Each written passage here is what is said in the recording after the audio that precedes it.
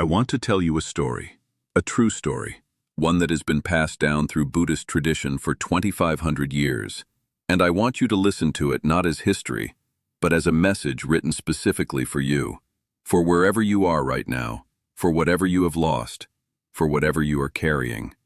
Because the old man in this story, and what Buddha said to him, contains the most complete, the most compassionate, and the most genuinely useful wisdom ever offered to a human being in the depths of loss.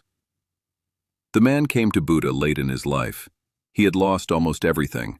His wife of 40 years had died. His children had moved to distant places and rarely visited. His health had declined significantly.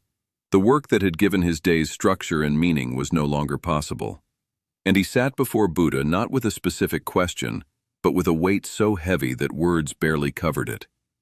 He said, "I have lost everything. I do not understand why I am still here." Buddha did not offer platitudes. He did not minimize the loss.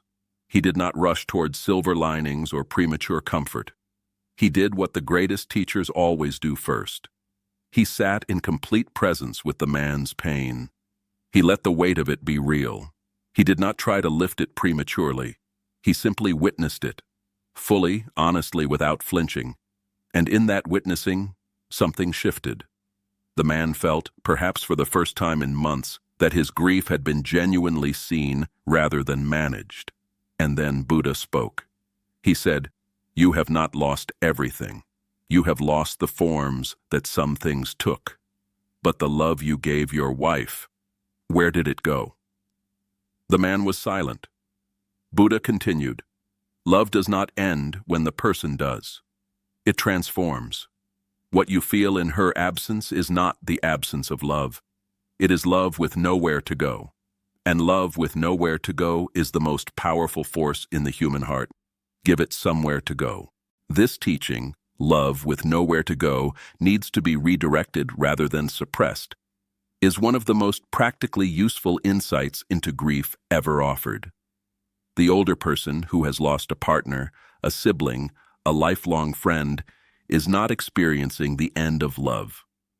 They are experiencing love in its most acute form. And the practice Buddha prescribed is not the suppression of that love.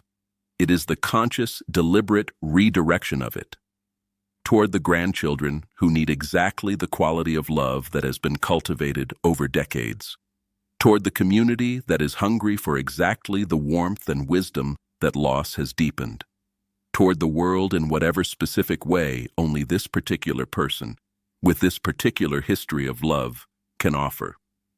Then Buddha said something else to the old man. He said, "You feel purposeless because you have defined your purpose by the roles that have ended. But purpose is not a role.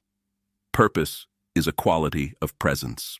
And your presence, right now, in this conversation, in this moment, has the capacity to matter deeply to someone.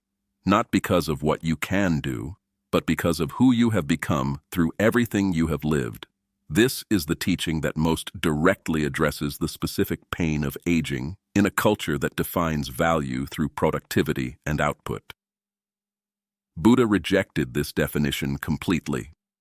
He said, "The elder who has lived with genuine love, genuine effort, and genuine growth carries a quality of presence that is irreplaceable.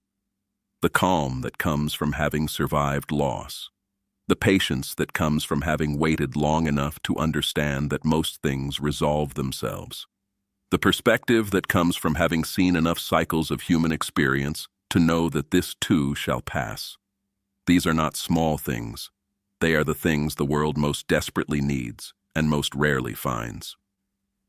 The old man asked, "But what do I do with the days? They feel so long and so empty." And Buddha smiled, because this question, more than any other, revealed where the old man's liberation was waiting. He said, "The days that feel longest are the days spent waiting for them to pass. The days that feel fullest are the days spent completely present for whatever arrives. You do not need a grand purpose to fill your days. You need presence. Genuine, complete, ungrasping presence. For the sunlight coming through the window, for the taste of the morning tea, for the sound of children playing somewhere in the distance, for the stranger who might need exactly the kind of unhurried attention that a retired, unbusied person can offer in a way that nobody else can. The old man left that conversation different from how he arrived, not because his circumstances had changed, not because his losses were reversed, but because the way he held them had transformed, from burden to depth, from emptiness to spaciousness, from purposelessness to the recognition that presence itself, genuine, warm, attentive human presence, is perhaps the most valuable contribution any person can make at any stage of life. You may have lost things, significant things, things that cannot be replaced and should not be minimized. Buddha never minimized loss, but he also never allowed loss to be the final word. Because in his understanding, in the deepest framework he spent his life building and sharing, nothing that was genuinely real is ever truly lost. The love is still here.